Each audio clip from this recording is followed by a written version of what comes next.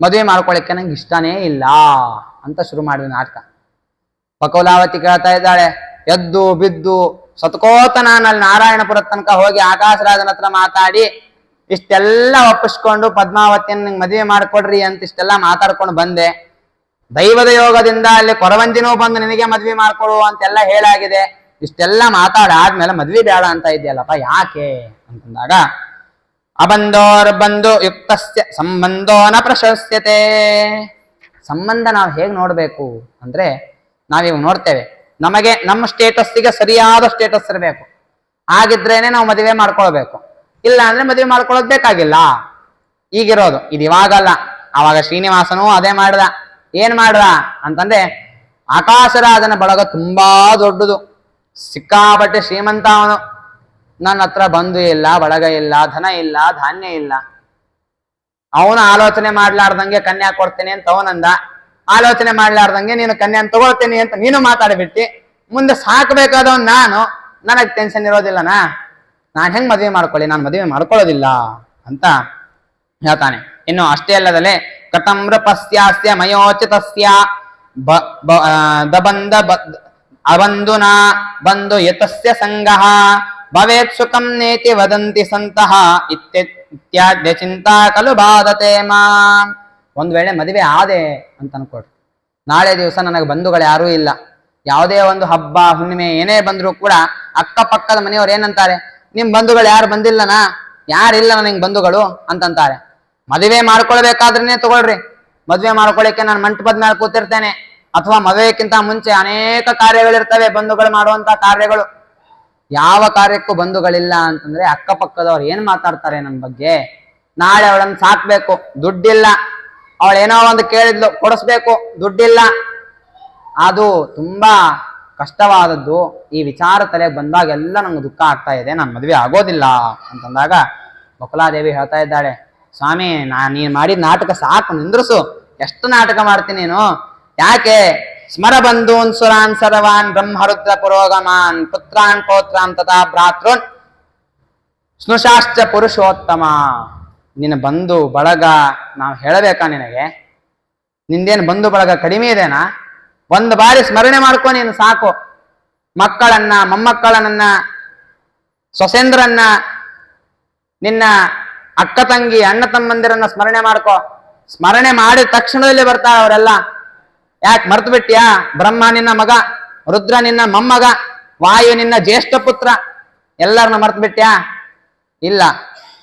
ನಿನ್ನ ಸಂಬಂಧವನ್ನ ಹೇಳ್ತಾ ಹೋದ್ರೆ, ನಿನ್ನ ಒಂದು ವಂಶವನ್ನ ನಾವು ವಿಸ್ತಾರವಾಗಿ ಹೇಳ್ತಾ ಹೋದ್ರೆ ಅಂತ್ಯನೇ ಸಿಗೋದಿಲ್ಲ. ಅಷ್ಟು ದೊಡ್ಡ ಸಂಬಂಧ ಇದೆ, ಬಳಗ ಇದೆ, ಬಂಧು ಬಳಗ ಅಷ್ಟು ದೊಡ್ಡದಿದೆ ನಿಂದು. ಅವ್ರನ್ನೆಲ್ಲ ಕರೆಸು ಸ್ವಾಮಿ ಅಂತ ಹೇಳ್ತಾರೆ. ಹೇಳಿಬಿಟ್ಟು ತೇಷಾಂ ಗತಿಸ್ತು ಗೋವಿಂದ ದುರ್ಲಭಾಚ ಕಲೌ ಯುಗೆ ಸೋಪಿ ಪಶ್ಯತು ರಾಜರ್ಷಿ ಸ್ತೊದ್ಬಂಧು ಜನನ ಅಂತ. ಆಕಾಶರಾಜನಿಗೆ ಗೊತ್ತಿಲ್ಲ ನಿನ್ನ ಬಂಧು ಬಳಗದ ಬಗ್ಗೆ. ಕರುಸು, ನಿನ್ನ ಬಂಧು ಬಳಗ ನೋಡಿ ಅವನು ದಂಗ್ ಹೊಡೆದು ಬಿಡ್ತಾನೆ. ಅವನಿಗೆ ಭಾಗ್ಯನೂ ಇದೆ, ರುದ್ರದೇವರ ದರ್ಶನ ಆಗ್ತದೆ, ಬ್ರಹ್ಮದೇವರ ದರ್ಶನ ಆಗ್ತದೆ, ವಾಯುದೇವರ ದರ್ಶನ ಆಗ್ತದೆ, ಅನಂತ ಜನ್ಮಗಳಿಂದ ಮಾಡಿದ ಪುಣ್ಯದ ಫಲ ಅವನಿಗೆ ದೊರಕ್ತದೆ. ಹಾಗಾಗಿ ಕರೆಸು ಅಂತ ಆ ಬಕುಲಾವತಿ ಹೇಳಿದ ತಕ್ಷಣ ತಾಯಿಯ ಮಾತನ್ನ ಕೇಳಿಬಿಟ್ಟು ಶೇಷಗರುಡರ ಇಬ್ಬರನ್ನು ಕೂಡ ಕರಿತಾನೆ. ಕರೆದು ಬಿಟ್ಟು ಹೇಳ್ತಾನೆ, 2 ಪತ್ರ ಬರೀತಾನೆ. ಒಂದು ಪತ್ರವನ್ನ ಗರುಡನ ಕೈಯಲ್ಲಿ ಕೊಟ್ಟು ಬ್ರಹ್ಮನಿಗೆ ತಗೊಂಡು ಹೋಗ್ಕೊಡು ಅಂತ ಹೇಳ್ತಾನೆ. ಇನ್ನೊಂದು ಪತ್ರವನ್ನ ಶೇಷನ ಕೈಯಲ್ಲಿ ಬರೆದು ಕೊಡ್ತಾನೆ, ಅದನ್ನ ರುದ್ರನಿಗೆ ತಗೊಂಡು ಹೋಗ್ಕೊಡು. ಒಬ್ಬನ ಮಗ ಇನ್ನೊಬ್ಬ ಮೊಮ್ಮಗ, ಇಬ್ರಿಗೂ ಹೋಗಿ ತಗೊಂಡ್ ಕೊಡ್ರಿ, ಅವ್ರಿಬ್ರನ್ನೂ ಕರ್ಕೊಂಡ್ ಬರ್ರಿ ಅಂತ ಹೇಳ್ತಾನೆ.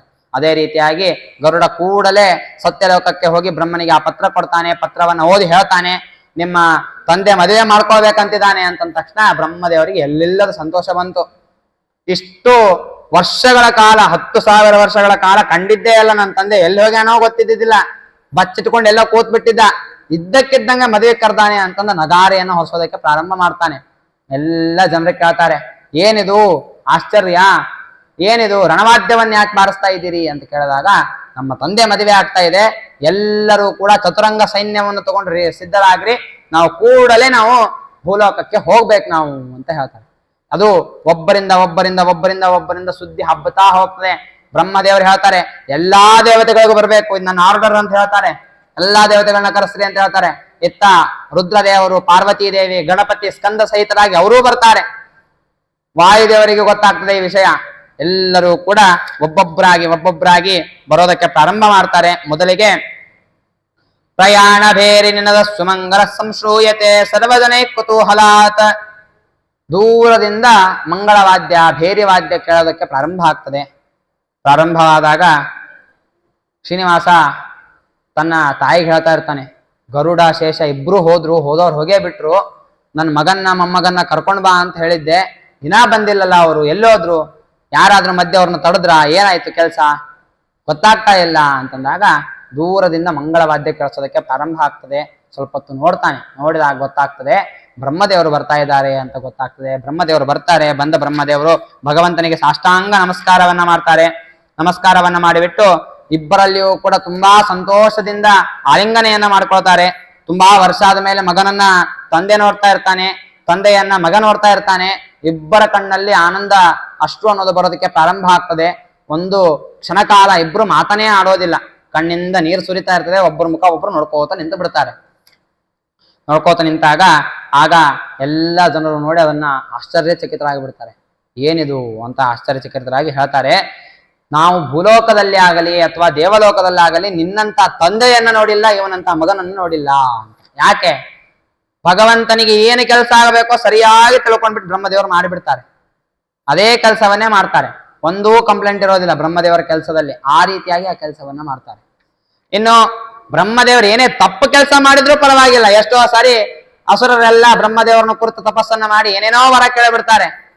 ಉದಾಹರಣೆಗೆ ಹಿರಣ್ಯಕಶ್ಯಪು ಎಂತ ವರ ಕೇಳಿದ, ತಪ್ಪು ಬ್ರಹ್ಮದೇವರು ವರವನ್ನು ಕೊಟ್ಟಿದ್ದು, ಆದ್ರೂ ಕೂಡ ತಪ್ಪೇ ಇಲ್ಲ ಅನ್ನೋ ರೀತಿಯಲ್ಲಿ ಆ ಬ್ರಹ್ಮದೇವರ ವರವನ್ನು ಸರಿ ಮಾಡ್ಲಿಕ್ಕೆ ಸತ್ಯಂ ವಿಧಾತುಂ ನಿಜಭೃತ್ಯ ಭಾಷಿತಂ, ಅಂದ್ರೆ ನಿಜಮೃತ್ಯ ಅಂತಂದ್ರೆ ಬ್ರಹ್ಮದೇವರು ಅವರಿಂದ ಭಾಷಿತಂ ಹೇಳಲ್ಪಟ್ಟ ಆ ವಚ, ಆ ಮಾತನ್ನ ಸತ್ಯ ಮಾಡ್ಲಿಕ್ಕೆ ನರಸಿಂಹ ರೂಪವನ್ನು ತಗೊಂಡು, ಯಾರು ಆಲೋಚನೆ ಮಾಡ್ತಾರ್ರಿ, ಕಂಬದಿಂದ ಬರ್ತಾನೆ ಆ ಸಿಂಹ, ಮತ್ತೆ ಮನುಷ್ಯರು ಸೇರಿದಂತಹ ಒಂದು ಅವತಾರ ಇದೆ ಅಂತ ಯಾರಿಗಾದ್ರೂ ತಲೆಗೆ ಬರಕ್ಕೆ ಸಾಧ್ಯನಾ?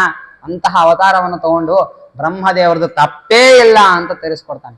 ಅಂತಹ ಒಂದು ವಿಶೇಷವಾದ ಪ್ರೀತಿ ಭಾವನೆ ಇಬ್ಬರಲ್ಲಿಯೂ ಕೂಡ ಇದೆ ಅಂತ ತಿಳಿಸ್ತಾರೆ. ತಿಳಿಸಿ ತದನಂತರ ಸ್ವಲ್ಪ ಸಮಯಕ್ಕೇನೆ ರುದ್ರದೇವರು ಬರ್ತಾರೆ. ರುದ್ರದೇವರು ಬಂದು ತಂದೆಗೆ ತಾತನಿಗೆ ಇಬ್ಬರಿಗೂ ಕೂಡ ನಮಸ್ಕಾರವನ್ನ ಮಾಡ್ತಾರೆ. ಬಂದ ಎಲ್ಲ ದೇವತೆಗಳಿಗೂ ಕೂಡ ಭಗವಂತ ಅತ್ಯಂತ ವಿನಯದಿಂದ ಬರ್ರಿ ಕೊಡ್ರಿ ಬರ್ರಿ ಕೊಡ್ರಿ ಬರ್ರಿ ಕೊಡ್ರಿ ಅಂತ ಹೇಳ್ತಾನೆ ಇರ್ತಾನೆ. ಎಲ್ಲರಿಗೂ ಆಸನವನ್ನ ಹಾಕ್ಸಿರ್ತಾನೆ. ಎಲ್ಲ ಒಬ್ಬೊಬ್ರೆ ಬಂದು ಕೂಡ್ತಾ ಇರಬೇಕಾದ್ರೆ ಕಸ್ಯವಾದ್ಯಮಿದಂ ಬ್ರಹ್ಮನ್ ಕಶ್ಚ ಮಾಮುಪಗಚ್ಚತಿ ವದೇತ್ತೇವಂ ಪರೇಧಾಮ್ನಿ ವಾಯುಸ್ತಂ ಅಭ್ಯಪದ್ಯತ. ದೂರದಿಂದ ಒಂದು ವಾದ್ಯ ಕೇಳೋದಕ್ಕೆ ಪ್ರಾರಂಭ ಆಗ್ತದೆ. ಸುಗಂಧದ ಪರಿಮಳ ಬರೋದಕ್ಕೆ ಪ್ರಾರಂಭ ಆಗ್ತದೆ. ಆಗ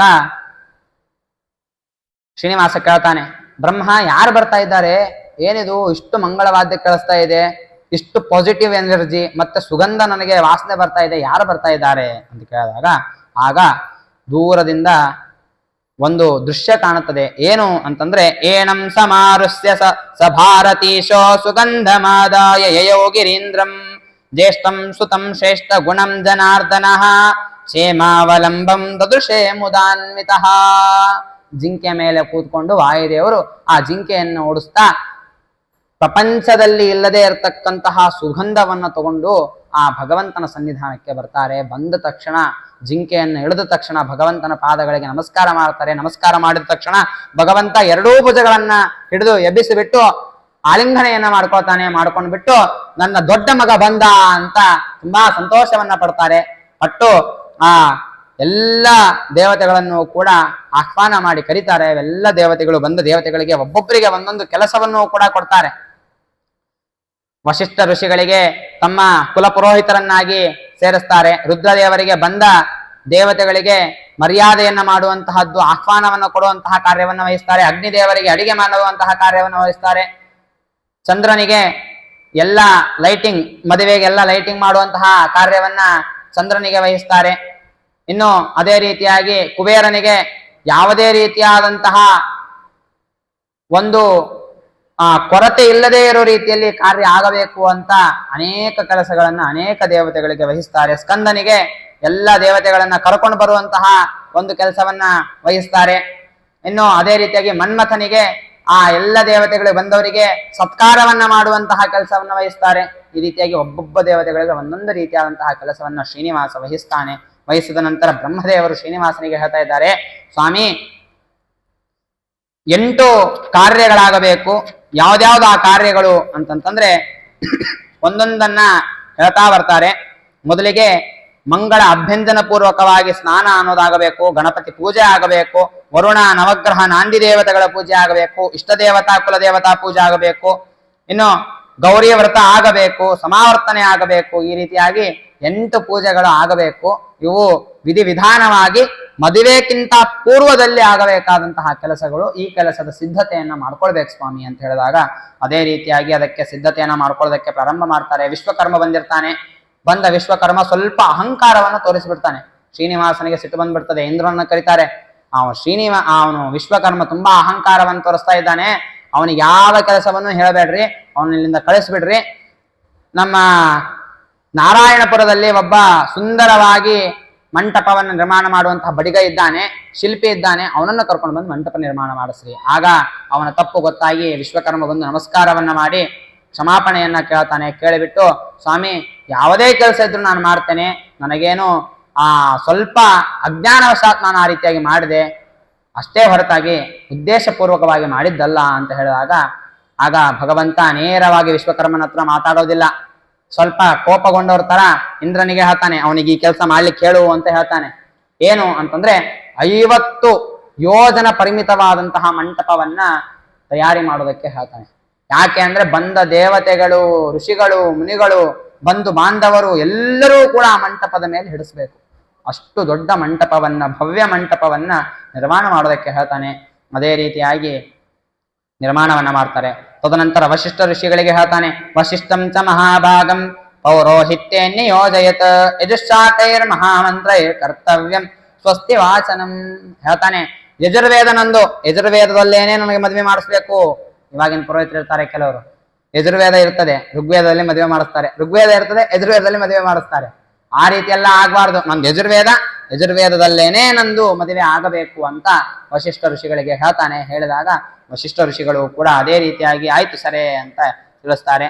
ತಿಳಿಸಿಬಿಟ್ಟು ತದನಂತರ ಬ್ರಹ್ಮದೇವರು ಹೇಳ್ತಾರೆ, ಸ್ವಾಮಿ ನೀನು ಕೆಲಸ ಹಂಚಿದ್ದು ಸಾಕು, ಮುಂದಿನ ಕಾರ್ಯಕ್ಕೆ ತಡ ಆಗ್ತಾ ಇದೆ, ಪುಣ್ಯಾಹ ಆಗಬೇಕು, ಮಂಗಳ ಸ್ನಾನ ಆಗಬೇಕು, ಹೇಳು ಅಂತ ಹೇಳಿದಾಗ ಮತ್ತೆ ಸ್ವಾಮಿ ನಾಟಕ ಮಾಡೋದಕ್ಕೆ ಪ್ರಾರಂಭ ಮಾಡ್ತಾನೆ. ಕೂತವನು ಹೇಳೋದೇ ಇಲ್ಲ. ನನಗೆ ಯಾರು ಮಂಗಳ ಸ್ನಾನ ಮಾಡಿಸ್ತಾರೆ ಅಂತ ಶುರು ಮಾಡ್ತಾನೆ. ಯಾಕೆ, ಯಾರಿಲ್ಲ ನಾ ಮಾಡಿಸೋರು? ಹಿರಿಯ ಯಾರಿದ್ದಾರೆ? ನನಗೆ ಮಂಗಳ ಸ್ನಾನ ಮಾಡಿಸುವಂತವ್ರು ಯಾರಿದ್ದಾರೆ? ಹಿರಿಯ ಸ್ತ್ರೀ ಯಾರಿದ್ದಾರೆ? ಯಾರೂ ಇಲ್ಲ, ನಾನು ಮಂಗಳ ಸ್ನಾನ ಮಾಡ್ಕೊಳ್ಳೋದಿಲ್ಲ. ಆಗ ಬ್ರಹ್ಮದೇವರಂತಾರೆ, ಸ್ವಾಮಿ ನಿನ್ನ ಮನಸ್ಸಲ್ಲಿ ಏನೋ ಓಡ್ತಾ ಇದೆ, ಹೊರಗೆ ಹಾಕಿಬಿಡೋದನ್ನ, ಏನಿದ್ರೆ ಹೇಳ್ಬಿಡು. ಇಲ್ಲ, ಲಕ್ಷ್ಮಿ ಬಂದಿಲ್ಲಲ್ಲ, ನನ್ಗೆ ತುಂಬಾ ದುಃಖ ಆಗ್ತಾ ಇದೆ. ಆಗ ಬ್ರಹ್ಮದೇವರು ಹೇಳ್ತಾರೆ, ಅಲ್ಲ ಅಮ್ಮನ್ನ ಕರೀಲಾರ್ದಂಗೆ ಮದುವೆ ಮಾಡ್ಕೊಳಕತ್ತೀರ ನೀವು, ಅಮ್ಮಗೆ ಹೇಳ್ಬೇಕಿಲ್ಲ ನೀವು ಅಂತಂದಾಗ ಆಗ ಶ್ರೀನಿವಾಸ ಹೇಳ್ತಾನೆ, ನಾನು ಕರೆದ್ರೆ ಅವ್ರು ಬರೋದಿಲ್ಲ, ನನ್ನ ಮೇಲೆ ತುಂಬಾ ಕೋಪ ಇದೆ ಅವಳಿಗೆ, ಹಾಗಾಗಿ ನಾನು ಅವಳಿಗೆ ಕೇಳಿಲ್ಲ. ಆದ್ರೆ ಅವಳು ಇಲ್ಲ ಅಂತಂದ್ರೆ ನನ್ನ ಮನಸ್ಸೇ ಆಗ್ತಾ ಇಲ್ಲ ಮದುವೆಗೆ, ಏನ್ ಮಾಡ್ಬೇಕು ಅಂತಂದಾಗ ಆಯ್ತು ಸರಿ ಅಂತ ಬ್ರಹ್ಮದೇವರು ಏನ್ ಮಾಡ್ಬೇಕೀಗ ಅಂದಾಗ ಸೂರ್ಯನನ್ನ ಕರಿ, ಅವನನ್ನ ಲಕ್ಷ್ಮೀ ದೇವಿಯನ್ನ ಕರ್ಕೊಂಡು ಬರೋದಕ್ಕೆ ಹೇಳು ಅಂತ ಹೇಳಿದಾಗ ಅದೇ ರೀತಿಯಾಗಿ ಸೂರ್ಯನನ್ನ ಕರೆದು ಅವನಿಗೆ ಹೇಳ್ತಾರೆ, ಲಕ್ಷ್ಮೀ ದೇವಿಯನ್ನ ಕರ್ಕೊಂಡು ಬಾ. ಆಗ ಸೂರ್ಯ ಅಂತಾನೆ, ಲಕ್ಷ್ಮೀ ದೇವಿ ಏನು ಸ್ವಲ್ಪ ಮತಿ ಏನೋ ಕಡಿಮೆನಾ, ನಾನು ಕರೆದ್ರೆ ಬಂದ್ಬಿಡ್ತಾಳ ಅವಳು ಅಂತಂತ. ಇಲ್ಲ, ಒಂದು ಕಾರಣವನ್ನು ಹೇಳ್ತೇನೆ ನಾನು, ಕೇಳೋದನ್ನ. ಏನ್ ಕಾರಣ ಅಂತಂದ್ರೆ, ಶ್ರೀನಿವಾಸನಿಗೆ ತುಂಬಾ ದೇಹಾಲಸ್ಯ ಆಗ್ಬಿಟ್ಟಿದೆ, ಮಂಚ ಹಿಡಿದು ಮಲ್ಕೊಂಡ್ಬಿಟ್ಟಿದ್ದಾನೆ ಅವನು, ಇವತ್ತೋ ನಾಳೆ ಅನ್ನೋ ರೀತಿಯಲ್ಲಿದ್ದಾನೆ, ನೀನು ಬಂದು ಮಾತಾಡ್ಸಿದ್ರೆ ಅವನು ಎದ್ರು ಹೇಳಬಹುದು, ಹಾಗಾಗಿ ಬಾ ಅಂತ ಈ ಕಾರಣವನ್ನ ಕೊಡು, ಲಕ್ಷ್ಮೀದೇವಿ ಬಂದೇ ಬರ್ತಾಳೆ ಅಂತಂದಾಗ ಆಗ ಸೂರ್ಯ ಹೇಳ್ತಾ ಇದ್ದಾನೆ, ಅಲ್ಲ ನೀನೇನೋ ಹೇಳ್ತಾ ಇದ್ದೀಯ ಸ್ವಾಮಿ, ಆದ್ರೆ ಇದನ್ನ ಅವಳು ನಂಬೇಕಲ್ಲ ಅಂತಂದಾಗ ಅದಕ್ಕೆ ಹೇಳ್ತಾ ಇದ್ದಾನೆ, ಇಲ್ಲ ನಾನು ರಮಾದೇವಿಯು ಕೂಡ ಲಕ್ಷ್ಮೀದೇವಿಯು ಕೂಡ ನೀನ್ ಹೇಳಿದ ಮಾತನ್ನ ನಂಬೋ ರೀತಿಯಲ್ಲಿ ಮಾಯೆಯನ್ನ ಮಾಡ್ತೇನೆ, ನೀನು ಹೋಗು ನೀನು ಅಂತ ಹೇಳ್ತಾನೆ. ಹೇಳಿದಾಗ ಆಯ್ತು ಸರಿ, ಅಲ್ಲ ಸ್ವಾಮಿ ನಿನ್ನ ಲೀಲೆಗೆ ತಕ್ಕಂತೆ ಕುಣಿಯೋರು ನಾವು, ಆಯ್ತು ಹೋಗ್ತೇನೆ ನಾನು ಅಂತ ಸೂರ್ಯ ಹೋಗ್ತಾನೆ. ಹೋದ ತಕ್ಷಣ ಸೂರ್ಯ ಕಣ್ಣಲ್ಲಿ ನೀರನ್ನು ಹಾಕೋತ ಹೋಗ್ತಾನೆ. ಹೋಗಿಬಿಟ್ಟು ಲಕ್ಷ್ಮೀದೇವಿ ಮುಂದೆ ನಿಂದಿರ್ತಾನೆ. ನಾವು ಯಾವಾಗಲೂ ರಥಸಪ್ತಮಿ ದಿನ ನಾವು ನೋಡಿದ್ರೆ ಕೊಲ್ಹಾಪುರದಲ್ಲಿ ಆ ಸೂರ್ಯನ ಕಿರಣ ನೇರವಾಗಿ ಲಕ್ಷ್ಮೀದೇವಿಗೆ ಬೀಳುತ್ತದೆ. ಯಾಕೆ ಅಂತಂತಂದ್ರೆ ಅಲ್ಲಿಂದ ಕರ್ಕೊಂಡು ಬರೋದಕ್ಕೆ ಹೋದಂತಹ ದಿನ ಅಂತ ಅದು ಸೂಚನೆ ಮಾಡೋದಕ್ಕೆ ಹೇಳ್ತಾರೆ. ಈ ರೀತಿಯಾಗಿ ಹೋದಾಗ ಆ ಸೂರ್ಯನನ್ನು ನೋಡಿದ ಲಕ್ಷ್ಮೀದೇವಿ ಕರೀತಾಳೆ, ಕೂಸು ಯಾಕೆ ಅಳ್ತಾ ಇದ್ದಿ ಬಾಯಿಲ್ಲಿ ಅಂತ ಕರೆದಾಗ ಆ ಹೊಸ್ತಲ ಹತ್ರ ಹೋಗಿ ನಿಂದಿರ್ತಾನೆ. ಒಳಗಡೆನೂ ಹೋಗೋದಿಲ್ಲ ಹೆದರಿಕೆಯಿಂದ, ಹೊರಗಡೆನೆ ನಿಂತು ಬಿಟ್ಟು, ಇಲ್ಲ ನಾರಾಯಣನಿಗೆ ಈ ಇಷ್ಟು ದಿನ ನನಗೆ ಪ್ರತಿದಿನ ನನ್ನನ್ನ ಶಾಸನೆ ಮಾಡುವಂತಹ ಒಬ್ಬ ವ್ಯಕ್ತಿ ಇರ್ತಿದ್ದ. ಬೆಳಗ್ಗೆ ಆದ ತಕ್ಷಣ 6:15 ಸರಿಯಾಗಿ ನಾನು ಉದಯಿಸ್ಬೇಕಾಗ್ತಿತ್ತು, ಸಾಯಂಕಾಲ 6:15 ಆದ ತಕ್ಷಣ ನಾಷ್ಟ ಹಾಕ್ಬೇಕಾಗ್ತಿತ್ತು. ಇದನ್ನ ನಿಯಮನೆ ಮಾಡುವ ಒಬ್ಬ ವ್ಯಕ್ತಿ ಇದ್ದ. ಇವತ್ತ್ಯಾಕೋ ಆ ವ್ಯಕ್ತಿ ನನಗೆ ಕಾಣಿಸ್ತಾ ಇಲ್ಲ, ಏನಾಯ್ತು ಅಂತ ಕೇಳಿದಾಗ, ಯಾರ ಆ ವ್ಯಕ್ತಿ ಅಂತಂದಾಗ ಜಗನ್ನಾಯಕನಾದ ನಾರಾಯಣನಿಗೇನಾಯ್ತು ಅಂತ ಲಕ್ಷ್ಮೀ ಕೇಳಿದಾಗ ಹಾಸಿಗೆ ಹಿಡಿದು ಮಲ್ಕೊಂಡ್ಬಿಟ್ಟಿದ್ದಾನೆ, ಇಂದೋ ನಾಳೆ ಅನ್ನೋ ರೀತಿಯಲ್ಲಿದ್ದ ನಾರಾಯಣ. ಹಾಗಾಗಿ ಬಂದು ನೀನು ಮಾತಾಡಿಸ್ಬೇಕು ಅಂತಂದಾಗ ಲಕ್ಷ್ಮೀದೇವಿ ಒಂದು ಕ್ಷಣನೂ ಆಲೋಚನೆ ಮಾಡೋದಿಲ್ಲ. ಯಾಕೆ ಅಂತಂದ್ರೆ ಯದ್ಯಪಿ ಭಗವಂತ ಎಂತವನು ಅಂತಂತಂದ್ರೆ ಅವನಿಗೆ ಜರ ರೋಗ ರಹಿತನಾದವನು. ರೋಗ ಇಲ್ಲ, ಜರ ಇಲ್ಲ, ಏನೂ ಇಲ್ಲ ಅವನಿಗೆ. ಯಾವ್ದಾದ್ರು ರೋಗ ಬಂದ್ರೆ ಅವನ ಹೆಸರು ಹೇಳಿದ್ರೆ ಸಾಕು, ರೋಗ ಹೋಗ್ತದೆ ಅಂತವನವನು. ಆದ್ರೆ ಲಕ್ಷ್ಮೀದೇವಿಗೆ ಆಲೋಚನೆ ಮಾಡ್ಲಿಕ್ಕೆ ಆಗದೇ ಇರೋ ರೀತಿಯಲ್ಲಿ ಭಗವಂತ ಮಾಡಿಬಿಡ್ತಾನೆ. ರೋಗ ಭಗವಂತನಿಗೆ ಬಂದಿದೆ ಅಂತಂದ್ರೆ ನಂಬಿ ಬಿಟ್ಟು ಲಕ್ಷ್ಮೀದೇವಿ ಕೊಲ್ಹಾಪುರವನ್ನ ಬಿಟ್ಟು ಬಂದ್ಬಿಟ್ಲು ವೆಂಕಟಾಚಲಕ್ಕೆ. ಬಂದು ಆ ನಾರಾಯಣನ ನೋಡಿದ ತಕ್ಷಣ ಗೊತ್ತಾಯ್ತು, ಸ್ವಾಮಿ ನಿನ್ನ ಮಾಯೆ ಎಂತಹದ್ದು, ಮಾಂ ಮೋಹಯತಿ ಗೋವಿಂದ ತವ ಮಾಯಾ ದುರತ್ಯಯ ಅಂತ. ನಿನ್ನ ಮಾಯೆಯನ್ನ ದಾಟ್ಲಿಕ್ಕೆ ಸಾಧ್ಯ ಇಲ್ಲ ಸ್ವಾಮಿ. ಲಕ್ಷ್ಮೀದೇವಿ ಕಕ್ಷೆಯಲ್ಲಿ 2ನೇದವಳು ನಾನು, ನನ್ನನ್ನು ಮೋಹಗೊಳಿಸುವಂತಹ ಮಾಯೆ ನಿಂದು. ನಿನ್ನ ಮಾಯೆಯನ್ನ ತಿಳಿಲಿಕ್ಕೆ ಯಾರಿಂದಲೂ ಸಾಧ್ಯ ಇಲ್ಲ, ಅಂತಹ ಮಾಯೆ ಮಾಡ್ತೀವಿ ಸ್ವಾಮಿ ನೀನು. ಏನು ಕಾರಣ, ನನ್ನ ಯಾಕೆ ಬರಕ್ಕೆ ಹೇಳಿದಿ? ಎಲ್ಲ ಹಿಂದೆ ನಡೆದಂತಹ ವಿಚಾರವನ್ನ ತಿಳಿಸಿ ಹೇಳ್ತಾನೆ. ತ್ವತ್ಸನ್ನಿಧೌ ಕರ್ತು ಕಾಮೋ ವಿವಾಹಂ ಚ ಕಲೌ ಯುಗೆ. ಹಿಂದೆ ದ್ವಾಪರದಲ್ಲಿ ನಂದು ನಿಂದು ಸಂವಾದ ಆದಾಗ ವೇದವತಿಯನ್ನ ಮದುವೆ ಆಗುವ ಅಂತ ಹೇಳಿದ್ದಿ. ವೇದವತಿ ಪದ್ಮಾವತಿಯಾಗಿ ಬಂದಿದ್ದಾಳೆ, ಅವಳ ಮದುವೆಯನ್ನ ಆಗ್ಬೇಕು ನಾನು. ನೀನಿಲ್ಲಾರ್ದಂಗೆ ನಾನು ಮದುವೆ ಆಗ್ಲಿಕ್ಕೆ ಆಗೋದಿಲ್ಲ, ಮೊದಲನೇ ಹೆಂಡತಿ ಇರಬೇಕು, ಹಾಗಾಗಿ ನಿನ್ನ ಕರೆಸಿದೆ. ಆಗ ಆ ಲಕ್ಷ್ಮೀದೇವಿ ಹೇಳ್ತಾ ಇದ್ದಾಳೆ, ತಾಮಂಗೀಕುರು ಗೋವಿಂದ ವಿವಾಹ ವಿಧಿಪೂರ್ವಕಂ ಇತಿ ಮೇ ವಚನಂ ಕೃಷ್ಣ ಸಫಲಂ ಕುರು ವತ್ಸಲ. ಸ್ವಾಮಿ, ಹಿಂದಿನ ಯುಗದಲ್ಲಿ ನಾನು ಹೇಳಿದ ಮಾತೇ ಅದು. ಅದನ್ನ ಒಂದು ವೇಳೆ ನೀನು ನಡೆಸಲಿಲ್ಲ ಅಂತಂತಂದ್ರೆ ನೀನು ಹೇಳಿದ ಮಾತನ್ನ ನಡೆಸಿದಂಗ ಆಗೋದಿಲ್ಲ, ಮಾತಿಗೆ ತಪ್ಪಿದವನಾಗ್ಬಿಡ್ತೀನಿ ನೀನು. ಹಿಂದಿನ ಯುಗದಲ್ಲಿ ನಾನು ಕೇಳಿದಾಗ ನೀನು ಕಲಿಯುಗದಲ್ಲಿ ಮದುವೆ ಆಗ್ತೇನೆ ಅಂತ ಹೇಳಿಬಿಟ್ಟು ಇವಾಗ ಮದುವೆ ಆಗ್ಲಿಲ್ಲ ಅಂತಂದ್ಬಿಟ್ರೆ ಆ ಮಾತಿಗೆ ಭಂಗ ಬಂದ್ಬಿಡ್ತದೆ. ಮದುವೆ ಆಗು, ನನಗೇನು ತೊಂದರೆ ಇಲ್ಲ. ಅಲ್ಲ, ಮದುವೆ ಆಗ್ತೇನೆ ನಾನು, ಮದುವೆ ಆಗೋದಿಲ್ಲ ಅಂತ ಯಾರು ಹೇಳಿದ್ರು? ಮದುವೆ ಆಗ್ತೇನೆ, ಮದುವೆಗೆ ಬೇಕಾದ ಕೆಲಸಗಳು ಮಾಡ್ಲಿಕ್ಕೆ ಯಾರು ಇಲ್ಲ, ಅದಕ್ಕೆ ನಿನ್ನ ಕರೆಸಿದೆ ನಾನು. ನನಗೆ ಅಭ್ಯಂಗ ಸ್ನಾನ ಇವುಗಳನ್ನೆಲ್ಲ ಮಾಡಿಸು ಅಂತ ಹೇಳಿದಾಗ ಅವಾಗ ಲಕ್ಷ್ಮೀದೇವಿ ಸ್ವತಃ ತಾನೇ ಸುವರ್ಣ ಪಾತ್ರೆಯಲ್ಲಿ ಸುಗಂಧ ಭರಿತವಾದ ತೈಲವನ್ನು ತಗೊಂಡು ಆ ತೈಲವನ್ನ ನಾರಾಯಣನಿಗೆ ಹಚ್ಚಿ ಅಭ್ಯಂಗವನ್ನ ಮಾಡಿಸ್ತಾಳೆ. ಅಭ್ಯಂಗವನ್ನ ಮಾಡಿಸ್ಬೇಕಾದ್ರೆ ಅನೇಕ ಸುಂದರವಾದಂತಹ ಮಾತುಗಳಿಂದ ಸ್ತೋತ್ರವನ್ನ ಮಾಡ್ತಾಳೆ. ಏನು ಅಂತಂದ್ರೆ,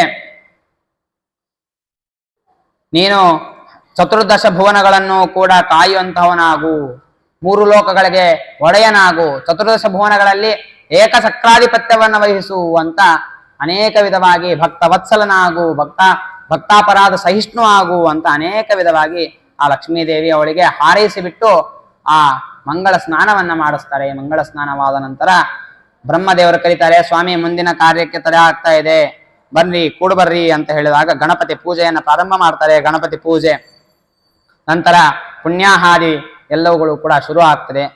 ಗಣಪತಿ ಪೂಜೆಯನ್ನ ಮುಗಿಸಿ ಬಿಟ್ಟು ಪುಣ್ಯಾಹವನ್ನ ಮುಗಿಸಿ ಅಲ್ಲಿಂದ ಅವರು ಮದುವೆ ಮಂಟಪಕ್ಕೆ ಹೋಗಬೇಕು. ಹೋಗೋದಕ್ಕೆ ಅವರು ಎಲ್ಲ ತಯಾರಿಗಳನ್ನ ಮಾಡ್ತಾರೆ. ಬ್ರಹ್ಮದೇವರಿಗೆ ಭಗವಂತ ಕರೆದು ಹೇಳ್ತಾನೆ, ಎಲ್ಲರನ್ನೂ ಕೂಡ ಇಲ್ಲಿ ಕಾಲಹರಣೆ ಮಾಡಬೇಡ ಅಂತ ಹೇಳು, ಎಲ್ಲರಿಗೂ ಕೂಡ ನಾರಾಯಣಪುರಕ್ಕೆ ಹೊರಡೋದಕ್ಕೆ ಹೇಳು.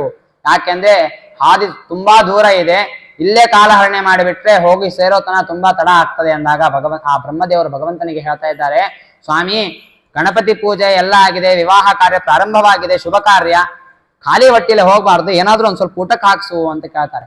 ಆಗ ಶ್ರೀನಿವಾಸ ಪಕ್ಕಕ್ಕೆ ಕರ್ಕೊಂಡು ಹೋಗ್ತಾನೆ. ನನ್ನ ಪರಿಸ್ಥಿತಿ ಗೊತ್ತಿದೆಯಲ್ಲ, ನಾನು ಭೂಲೋಕಕ್ಕೆ ಬಂದು 10,000 ವರ್ಷ, ನಾನೇ ಏನೂ ತಿಂದಿಲ್ಲ 10,000 ವರ್ಷ, ಜನಕ್ಕೇನ ಹಾಕ್ಲಿ ನಾನು? ಸಾಮಾನ್ಯ ಜನ ಬಂದಾರನಾ? ಇಲ್ಲ. ಎಲ್ಲಾ ದೇವತೆಗಳು ಬಂದಾರೆ. ಅದು ಒಬ್ಬರ ಇಬ್ಬರ ಬಂದಾರನಾ? ಇಲ್ಲ. ಎಲ್ಲಾ ದೇವತೆಗಳು ಇಲ್ಲೇ ಬಂದ್ಬಿಟ್ಟಿದ್ದಾರೆ. ಇಷ್ಟು ದೇವತೆಗಳಿಗೆ ಹಾಕ್ಸ್ಲಿಕ್ಕೆ ನನ್ನ ಹತ್ರ ದುಡ್ಡಿಲ್ಲ, ನಿರ್ಧನಿಕನಾಗಿದ್ದೆ ನಾನು ಅಂತಂದಾಗ ರುದ್ರದೇವರು ಬರ್ತಾರೆ. ಸ್ವಾಮಿ ನಾನು ನಿಮ್ಮ ಮುಂದೆ ಮಾತಾಡ್ಲಿಕ್ಕೆ ನಾನು ಚಿಕ್ಕವನು, ಆದ್ರೂ ಕೂಡ ಏನೋ ಒಂದೆರಡು ಮಾತನ್ನ ಮಾತಾಡ್ತೇನೆ ನಾನು, ತಪ್ಪು ತಿಳ್ಕೊಳ್ಬೇಡ್ರಿ ಅಂತಂದಾಗ, ಆಯ್ತು ಸರಿಯಪ್ಪ ನಿಂದೇನು ಹೇಳ್ತಿ ಹೇಳು ಅಂತಂತಾನೆ. ಅಲ್ಲ ಸ್ವಾಮಿ, ಮದುವೆ ಮಾಡಬೇಕಾದ್ರೆ ಸಾಲ ಮಾಡಿ ಆದ್ರೂ ಮದುವೆ ಮಾಡು ಅಂತ ಹೇಳಿದ್ದಾರೆ. ನೀವು ಕೂಡ ಸಾಲ ಮಾಡಿ ಮದುವೆ ಮಾಡ್ರಿ, ಚೆನ್ನಾಗಿ ಹೊಟ್ಟೆ ಒಳ್ಳೆ ಊಟ ಗೀಟ ಎಲ್ಲನ್ನ ಹಾಕಸ್ರಿ ಅಂತ ಕೇಳಿದಾಗ, ಆಗ ಆ ಶ್ರೀನಿವಾಸ ಅಂತ ಇದ್ದಾನೆ, ಪೌರುಷದ ಮಾತಾಡ್ಲಿಕ್ಕೇನು ಕಡಿಮೆ ಇಲ್ಲ ನಿನಗೆ ರುದ್ರ, ಸಾಲ ಯಾರು ಕೊಡ್ತಾರೆ, ನನಗೆ ಯಾರು ಸಾಲ ಕೊಡೋರು ಇದ್ದಾರ ಇಲ್ಲಿ ಅಂತಂದಾಗ, ಬ್ರಹ್ಮದೇವರು ರುದ್ರದೇವರು ಇಬ್ರು ನೇರವಾಗಿ ಕುಬೇರನ್ನ ನೋಡ್ತಾರೆ. ಕುಬೇರನ್ನ ನೋಡ್ಬಿಟ್ಟು ಕುಬೇರನ್ನ ಕರೀತಾರೆ ಬಾಯಲ್ಲಿ ಅಂತ. 4 ಜನ ಸೇರಿ ಬಿಟ್ಟು, ಆ ಜನರ ಮಧ್ಯೆ ಮಾತಾಡಿದ್ರೆ ಮತ್ತೆ ಗಲಾಟೆ ಶುರು ಆಗ್ತದೆ.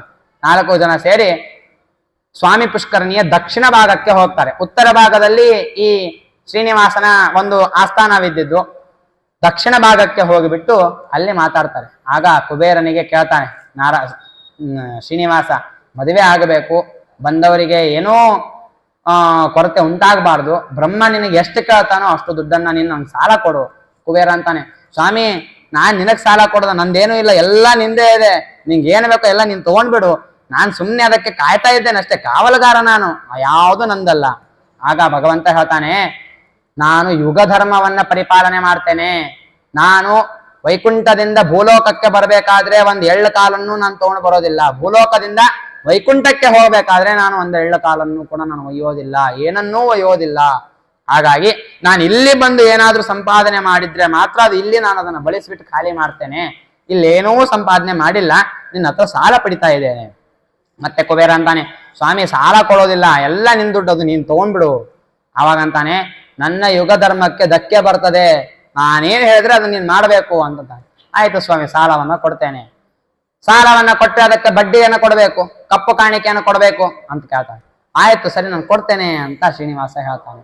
ಆ ದುಡ್ಡನ್ನ ತಗೊಂಡ್ಬಿಟ್ಟು ಎಲ್ಲ ಜನರಿಗೂ ಕೂಡ ಬೇಕಾದಂತಹ ಭಕ್ಷ್ಯ ಭೋಜ್ಯಗಳನ್ನೆಲ್ಲವನ್ನ ಕೂಡ ಮಾಡಿಸಿ ಊಟಕ್ಕೆ ಹಾಕಿಸಿ, ಅಲ್ಲಿಂದ ಎಲ್ಲರೂ ಕೂಡ ಎತ್ತಿನ ದಿಬ್ಬಣವನ್ನ ಏರಿ ಆ ನಾರಾಯಣಪುರದ ಹತ್ರ ಪ್ರಯಾಣವನ್ನ ಬಯಸ್ತಾರೆ. ಇತ್ತ ಆಕಾಶರಾಜನು ಕೂಡ ತುಂಬಾ ಭವ್ಯವಾದಂತಹ ವಿವಾಹ ಮಂಟಪವನ್ನ ಏರ್ಪಾಟ್ ಮಾಡಿರ್ತಾನೆ. ಈ ಕಡೆ ಪದ್ಮಾವತಿ ದೇವಿಗೂ ಕೂಡ ಬೇಕಾದಂತಹ ಎಲ್ಲ ಅಭ್ಯಂಗ ಸ್ನಾನ, ಗಣಪತಿ ಪೂಜೆ, ಗೌರಿ ಪೂಜೆ ಮುಂತಾದ ಎಲ್ಲ ಪೂಜೆಗಳು ಕೂಡ ಪ್ರಾರಂಭವಾಗ್ತವೆ ಅಂತ ಹೇಳ್ತಾ,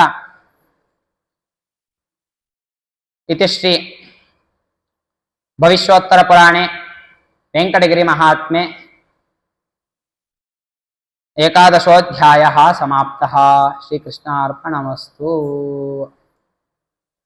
ಕಾಯೇನ ವಾಚಾ ಮನಸೇಂದ್ರಿಯರ್ವಾ ಬುದ್ಧ್ಯಾತ್ಮನಾ ವಾ ಪ್ರಕೃತೆ ಸ್ವಭಾವ ಕರೋಮಿ ಯದ್ಯತ್ ಸಕಲಂ ಪರಸ್ಮೈ ನಾರಾಯಣಾಯೇತಿ ಸಮರ್ಪಯಾಮಿ. ಅಸ್ಮದ್ಗುರುವಂತರ್ಗತ ರಾಘವೇಂದ್ರ ತೀರ್ಥ ಗುರುವಂತರ್ಗತ ಭಾರತೀರಮಣ ಮುಖ್ಯ ಪ್ರಾಣಾಂತರ್ಗತ ಕುಲದೇವತಾ ಶ್ರೀ ಲಕ್ಷ್ಮೀ ವೆಂಕಟೇಶ್ವರಾಯ ನಮಃ.